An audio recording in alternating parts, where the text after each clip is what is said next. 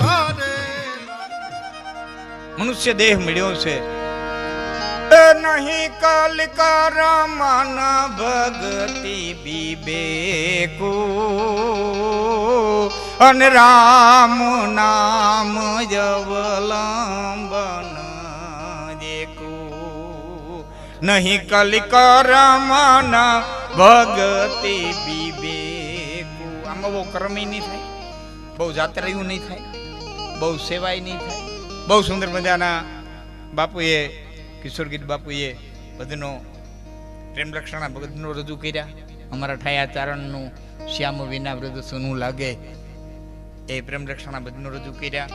એવા જ એને ગુરુ મહિમાના ભજનો રજૂ કર્યા. હા, ગુરુનો એક અર્થ થાય, સામે બેઠા છે સંતો, આપણા કાન ફૂંકો હોય એ ગુરુ કહેવાય. એ થોડો અર્થ છે, એક અતિ સૂક્ષ્મ અર્થ છે. ગુરુ એટલે વિરાટ, લઘુ ને એવો. ગુરુનો દેશ એટલે વિરાટ, અને જે અતિ સૂક્ષ્મ હોય એ વિરાટ થઈ જાય. એ પાછો સાયન્સનો નિયમ છે. અતિ સૂક્ષ્મ હોય એ અતિ વિરાટ થઈ જાય. સામાન્ય રીતે કહેવાથી ન સમજાય તો હમણાં કોરોના આવ્યો તો અતિ સૂક્ષ્મ હતો એટલે અતિ વિરાટ બની ગયો. ચાંદણીના માથા માથે લાખોની સંખ્યામાં રહી જાય એવું એનું રૂપ હતું. એટલો સૂક્ષ્મ હતો એટલે એટલો વિરાટ થઈ ગયો.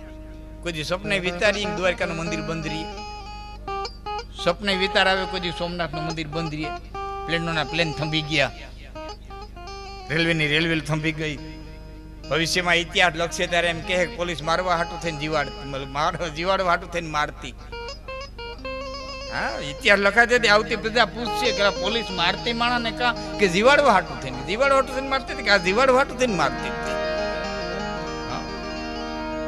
આવતી પેઢી આ ઇતિહાસ લખાય ને ત્યારે પૂછશે કે ઘરેથી બહાર નીકળો તો તમને કામ મળે, ઘરેથી બહાર નીકળો તો ધંધો મળે, ઘરથી બહાર નીકળો તમને ખાવાનું મળે. ભાઈ એક કાળ એવો હતો કે બહાર નીકળો તો પોલીસ મારે ને ઘેરે રહ્યો તમને ખાવાનું દે. પૂછશે આ લખા હે એક દી કે આવો યુગ આવ્યો તો ભાઈ બાયણે નીકળો તો મારે અને ઘેરે રહ્યો ને તો તમને ત્યાં ખાવાનું દઈ જાય, સરકાર દઈ જાય, ખાવાનું દઈ જાય. સપના એવું નહોતું કે આવો યુગ હોય, છતાં આવ્યો ને સાહેબ. અતિ સૂક્ષ્મ, અતિ વિરાટ બની ગયું. અને ધનપતિઓ જે ધનને જ મહત્વ દેતા હતા, જેને માટે ડોલર જ મુખ્ય હતા, એને ડોલરના ઘા રોડમાંથી કરી દીધા હતા. જોઈએ એટલા લઈ જાઓ પણ અમને કોઈ બચાવો, અમને કોઈ બચાવો, અમને કોઈ બચાવો. હા, કાળની ગતિ છે. એ આવ્યો અને વયો ગયો. કેમ આવ્યો કેમ ગયો મને સાંભળે છે બરોબર. અમારા વખતમાં એક વખત ઉંદરડા આવ્યા હતા, દાદા વરો થઈ ગયા. કોઈ તમારે અહીંયા બાજુ આવ્યો હોય ખબર નહીં. ઉંદર આવ્યા હતા, માંડવીની સિઝનમાં આવ્યા હતા, ઘઉંની સિઝન સુધી રહ્યા હતા. અવડા રાતા પીરા પૂછડી વિનાના પૂછડી વાળા 20 પૈસા તો એક ઉંદર મારવાની મજૂરી હાલી હતી. કે ઉંદરડો મારીને લાવો ને ખેતરમાંથી 20 પૈસા દે.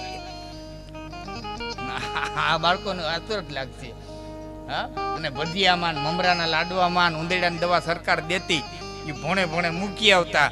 સાહેબ હવારે ખેતરમાં આટો મારવા જાવ ને તો એક ખાતેણી એક નીકળે એટલો ઉંદરડો હોય. પાછા રોંઢે આટો મારવા જાવ ને તો પાછા એટલા ને એટલા પગમાં આવે.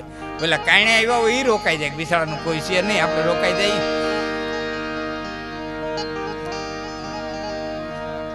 અને એ ઉંદર ગયો પાછો આજની ઘડી સુધી કોઈ દી દેખાણો નથી. આ બધી સાહેબ કાળની રમત છે. કાળ બળવાન છે. એવા કાળને આધીને આપણી વચ્ચેથી પૂનમામાનો આત્મા જે યોગ્યો છે એની પાછળ આપણે પાછળ નહીં કર્મ, નહીં ભક્તિ થાય, નહીં બહુ યજ્ઞ થાય, નહીં બહુ તપ થાય, નહીં કલી કર્મ અને ભક્તિ વિવેકો, રામ નામ અવલંબન એકો. પરમાત્માના નામનું અવલંબન. કારણ કે નામ સમોવડ કો નહીં, જપ તપ તીરથ જોગ, તારે નામે પાતક છૂટી અને નામે નાશે રોગ. તારા નામથી મારા પાપ ધોવાઈ જાય, તમામ પ્રકારના રોગ મટી જાય. યુવાન મિત્રોને કદાચ પ્રશ્ન થાય કે પરમાત્માનું નામ લઈએ એમાં રોગ મટી જાય? પરમાત્માનું નામ લઈએ એમાં રોગ મટી જાય? હા, રોગ મટી જાય. કારણ કે નામની માલિકો તમે એકાકાર થઈ જાવ ને એટલે તમારી સાત્વિક, રાજસિક ને તામસિક ત્રણેય વૃત્તિ છે સમ થઈ જાય. અને સમ થઈ જાય ને એટલે વાતપિત્ત ને કફ ત્રણેય સમાન થઈ જાય. અને વાતપિત્ત ને કફ ત્રણેય સમાન થઈ જાય ને એટલે તમારો રોગ મટી જાય. કારણ કે રોગ ત્રણ છે, વાતપિત્ત ને કફ. ચોથો રોગ જ નથી.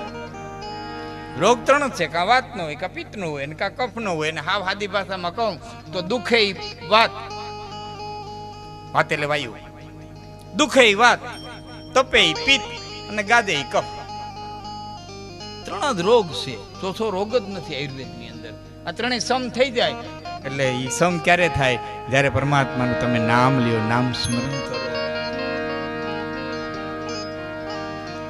નામ સમોવડ કો નહીં, જપ તપ તીર્થ જોગ. તીર્થયાત્રા કરો, યોગ કરો, પણ નામની તોલે કોઈ આવે તારે નામ પાતક છૂટીએ.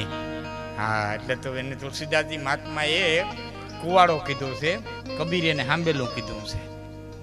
કેવાની ભાષા ફેરવાય. કબીર નામ સ્મરણ હાંબેલું કહે. જેમ હાંબેલાના ઘા મારો અને કમોદ માંથી ફોતરું હટી જાય અને ચોખ્ખો બહાર આવી જાય. બસ આમાંથી ફોતરું હટી જાય ને આ જો ચોખ્ખો થઈ જાય તો ક્યાં કઈ ઉપાધિ છે? આપણને એમ લાગે રાજસ્થાનનો કડિયો મૂર્તિ ઘડે. મૂર્તિ નથી ઘડતો સાહેબ. આપણને એમ લાગે રાજસ્થાનનો કડિયો રામની, કૃષ્ણની, હનુમાનની, ખોડિયારની મૂર્તિ બનાવે. મૂર્તિ નથી બનાવતો. તમે ઝીણી નજરથી જોજો, મૂર્તિની આજુબાજુ રહેલો નકામો પથ્થર છે ને એને દૂર કરે. જેમ જેમ નકામો પથ્થર દૂર કરતો જાય મૂર્તિ પ્રગટ થતી જાય. જેમ જેમ નકામો પથ્થર દૂર કરતો જાય મૂર્તિ પ્રગટ થતી જાય.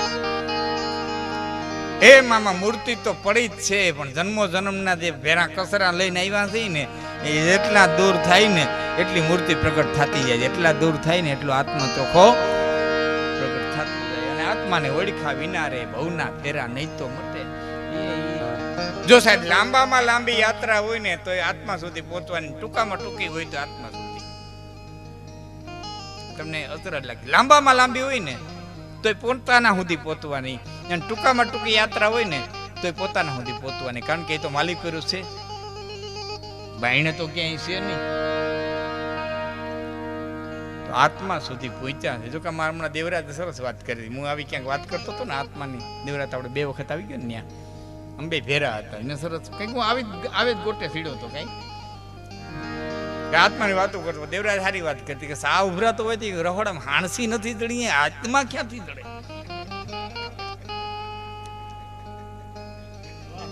અડધો સાવયો જાય ત્યાં સુધી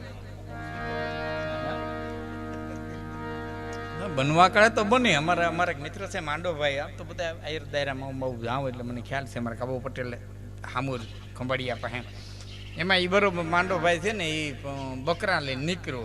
એટલે કાબા પટેલ કીધું કે હાલ માંડા ચા કરી દે, બકરું દઈ આવી. એટલે માણી ગયો હતો. માણી કે આમ ટીટિયા નાખ્યા ને ખાંઠીકડા નાખ્યા ને તાપ કર્યો ને ચાની ટોપડી મૂકીને આ બકરું દઈ આવ્યા.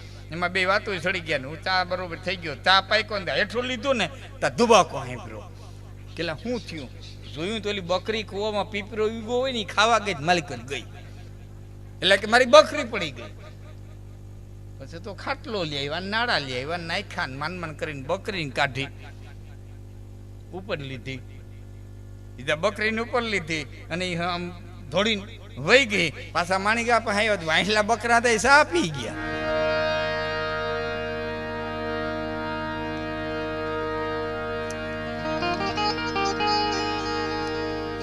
બહુ ઝીણી વાત છે આ. બીજું કરવા જાય ને સરવા જાય ને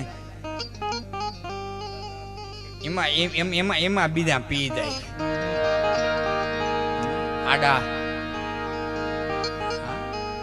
તો ખેડૂતના દીકરાને બહુ જૂની વાત છે. ખેડૂતના દીકરાને ઘરે મહેમાન આવ્યા. તેમાં બરોબર મહેમાન ફળિયામાં બેઠા હતા અને ગાડું આવ્યું. કૂતરું ગાડાથી ઘા થઈ ગયું. મીંડું હાથે જીભ કાઢવા અને મીંડું આપવા. એટલે મહેમાનને એટલું કીધું ગરદણીને તમારી ખેતર બહુ છેટું લાગે.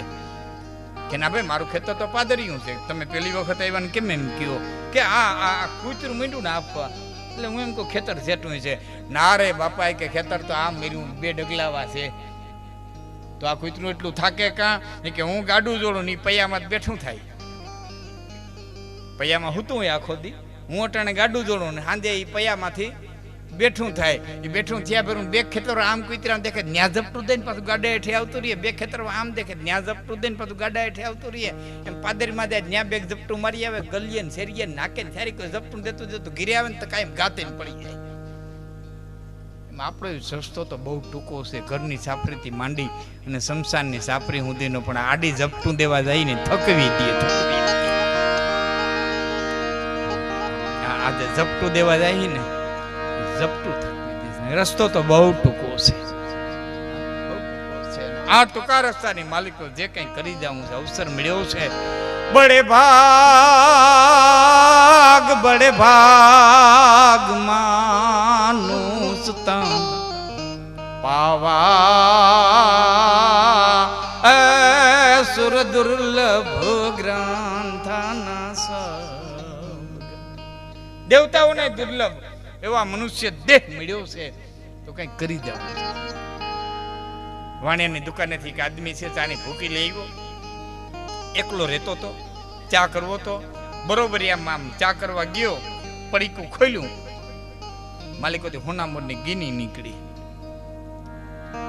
સોનાની, એ તો વખતે ગીન્યું ના ચલણ, ગીની નીકળી. ચા કરીને તો પી લીધો, હાથમાં ગીની રાખી. ગરીબ માણા, રૂપાની પાવલી નો ગીની તો ક્યાંથી ને જોઈ હોય.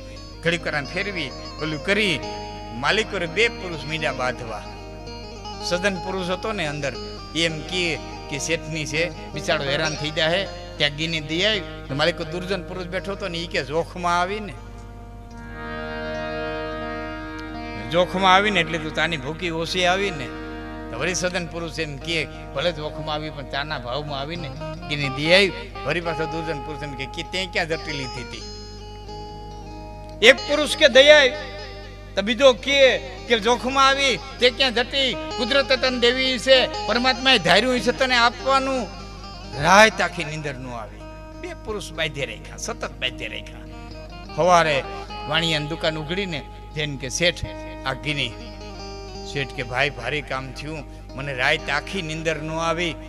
કે ગીની ખોવાઈ ગઈ ક્યાં છે? મેં રાત આખી ગોતી હિસાબ કરું પણ ક્યાંય મળે નહીં. મને રાત આખી નીંદર ન આવી. આ કે મને ન આવી. શેઠ કે મારી તો હોનાની ગીની ખોવાઈ ગઈ એટલે ન આવી, તને શું કરવાનું આવી? કે માલિક મારે બે પુરુષ રાત આખી બાંધે રાખ્યા. એક કે દઈ આવી, એક કે નથી જાઉં, એક કે દઈ આવી. અંતે સદન પુરુષનું માની અને હું દેવા માટે થઈને આવ્યો છું. આ વાત વાણિયાની તાની ભૂકી વાળા નથી, આ વાત તમારી મારી છે. બંને આપણી અંદર સતત બે પુરુષ બાંધે છે. એક કે આમ કરે, એક કે આમ કરે. સુમતી કુમતી સબ કે ઉર રહી એ નાથ નિગમ પુરાણ યસ કહી. અને જહાં સુમતી તહાં સંપત્તિ નાના એ જહાં કુમતી તહાં વિપત્તિ નિદાના. બે પુરુષ તમારી મારી માલિકો બાધે સાહેબ.